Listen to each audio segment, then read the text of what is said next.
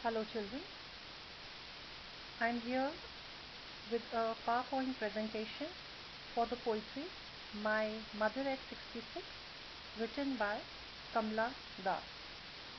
The poetry focuses on the theme that aging is inevitable. Kamla Das. Children, you must have browsed your old family photographs. Have you seen your parents at a very young stage? Also your grandparents, how they gradually have transformed into mature adults, as well as with the passage of time become old. Let me read this poetry and then we'll get back to the central idea of the poetry. Driving from my parents' home to Cochin last Friday morning, I saw my mother beside me.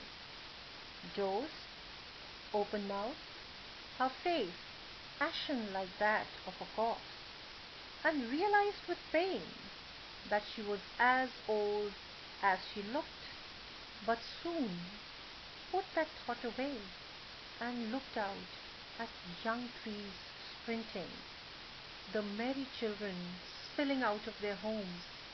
But after the airport's security check, standing a few yards away, I looked again at her, wan, pale, as a late winter's moon, and felt that old familiar ache, my childhood's fear.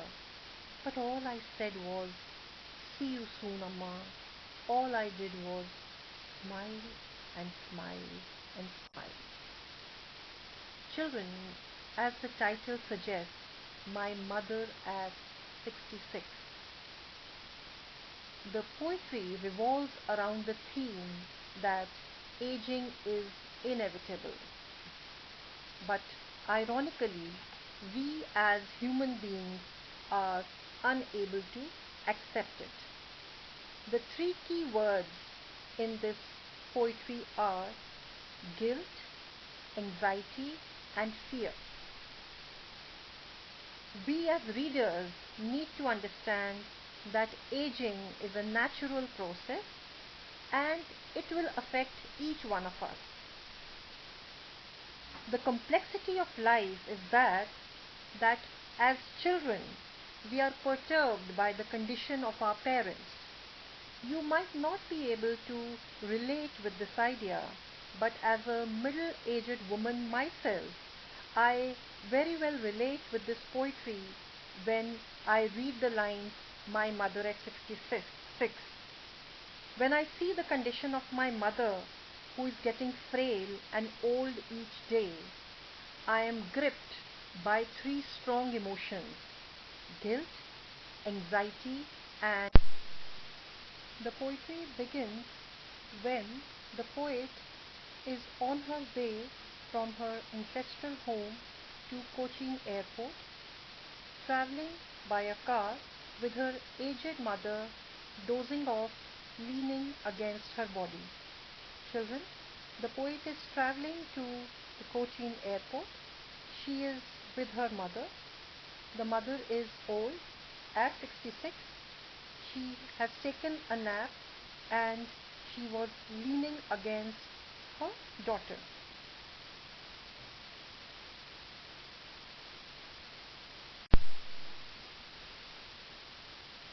The poet observes that her mother had grown old. While traveling to Cochin Airport, the poet gets an opportunity to look at her mother very closely. At 66, the poet finds that her mother had turned old and wrinkled. The poet uses the words like wan and pale to suggest that the poet's mother had wrinkled skin, and while she was taking a nap, while she had dozed off, she looked almost like a dead body.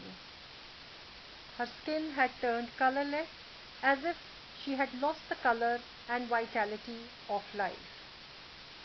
It has lost the vitality of life. She is disturbed when she looks at her mother like this. She wanted to put this haunting thought of parting with her mother away. The thought that haunts the poet is that her mother has grown old, and as she has grown old, she would die one day, and when she would die,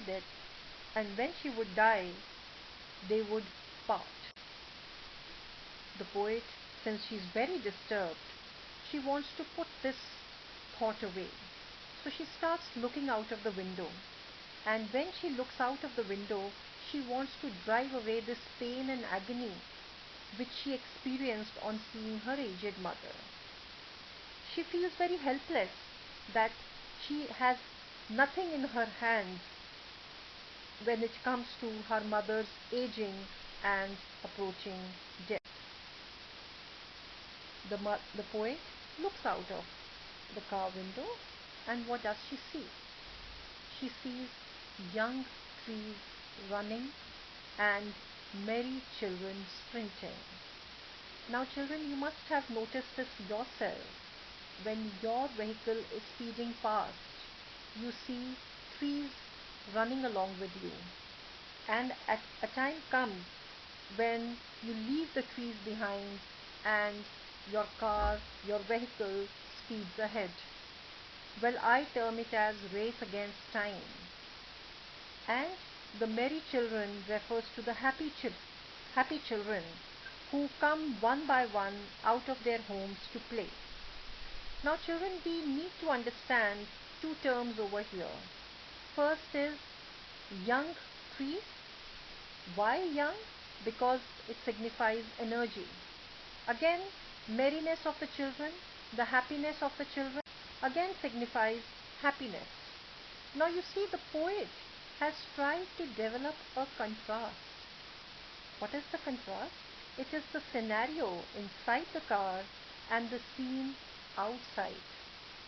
Outside we find trees growing, blooming with flowers, and children. Both the trees and the children, they symbolize strength, happiness, which is in contrast to the lifelessness and helplessness of old age, and the epitome of it is sitting beside the poet in the car. Now the poet has used similes to explain this particular line, wan pale as a late winter's moon.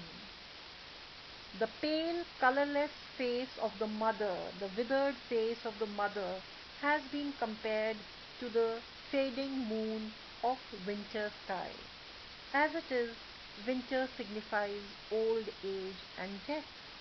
Here, the moon, clouded by fog and mist, has been compared to the withered, spiritless face of the mother.